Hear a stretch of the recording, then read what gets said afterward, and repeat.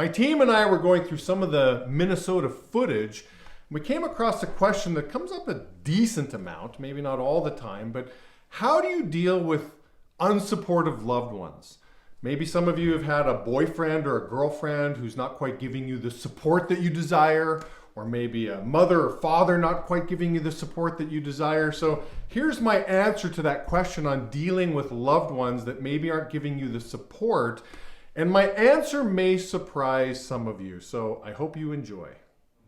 What I've found more times than not, for the people that are, if somebody's loved ones are negative, and maybe some of you guys can relate to this. If you have somebody in your life who's like really negative on what you're doing, I would challenge you to take a good look in the mirror and say, is this person just echoing some of the stuff they hear from me? In other words, are they negative or unsupportive because I'm giving them the fuel for that? An easy example would be, I come home and complain about, I'm complaining about Bob, and Bob's just an idiot, he didn't show up, whatever. Or, oh man, I'm real struggling, whatever else. And so obviously they're hearing that, and then sure, they're not supportive because maybe you're giving them reasons to not be supportive. I remember saying to my mom, who wasn't overly excited about the business in the beginning, okay, rightfully so, she just thought, Jamie, you've got a brain. I mean, you could be a doctor or a lawyer, and you're choosing to be like a door-to-door salesman. So she just didn't understand. But what got my mom on board wasn't okay, Mom, let me paint this mountain climbing experience for you, Mom. Listen, I'm here on the journey, and I'm trying to get. They didn't do all that. All my mom needed to know is that her son is happy, her son is growing. She saw the introverted, low-esteem son of hers become a much more confident human being. Remember, we went to a restaurant. My parents were in town, went to a restaurant. Well, how long is it going to take? Blah, blah, blah. I somehow finessed the situation into getting a table quicker and a nicer table, if you will. Again, it wasn't that hard what I did, but my mom was looking at me, she goes, how did you do that? I'm like, what do you mean? She goes, you are not the same kid that I knew 6 months ago. She goes, whatever this company is doing to you, keep it up.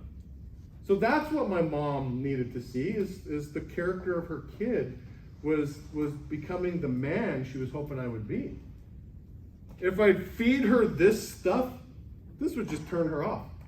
Oh, millionaire, schmillionaire, sure, you'll be a millionaire, right? Yeah, she didn't care about that stuff. She just cared about the character stuff. So I would just challenge, if you're getting negative feedback, it might be a ricochet coming back at you. You might be loading the gun for them to be shooting at you. So maybe what you could do is like, listen, maybe you're just a little more positive around them. Maybe you're just a little more, I mean, a good way to look at the business, whether you ever take advantage of like the opportunity or not, I'll say this, I mean, I've got kind of two ways of looking at the business. One is from a career perspective. I mean, I kind of considered doing this, running an opportunity meeting just on like what you learn experience. Like, let's say there is no opportunity here.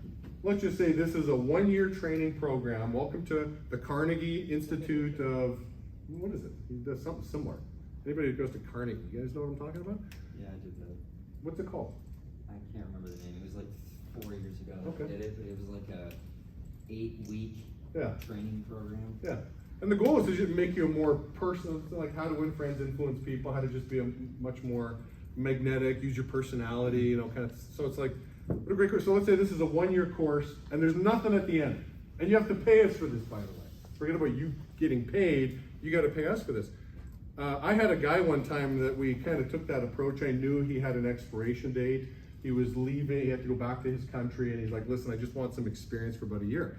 And so he comes in, I'm like, okay, so how do we started with kind of the end in mind. What kind of resume do you want? And so we ended up building a resume and just really defined what he was learning through the experience. Like sales, what exactly are you learning from sales? Oh, sales volume, how much sales volume are you really bringing in? We calculated the lifetime value of the accounts that he brought for the client. Really? You were in a leadership role? Yeah. You're also in charge of some of the hiring and firing and human resources of the company? Damn, you could put together a really impressive resume. So I don't think anybody here is wasting their time if you look at this business from an education perspective. You were getting one of the richest educations on the planet Whether you know that or not, I don't know, but you are. I mean, and you would actually see that once you go to market after working here, you'd realize that you kind of are a badass if you're paying attention to, you know, what you're being trained on. It's amazing. So sure, you can have an opportunity set of glasses here. You can also have an education set of glasses here, because you guys really are getting an unbelievable education.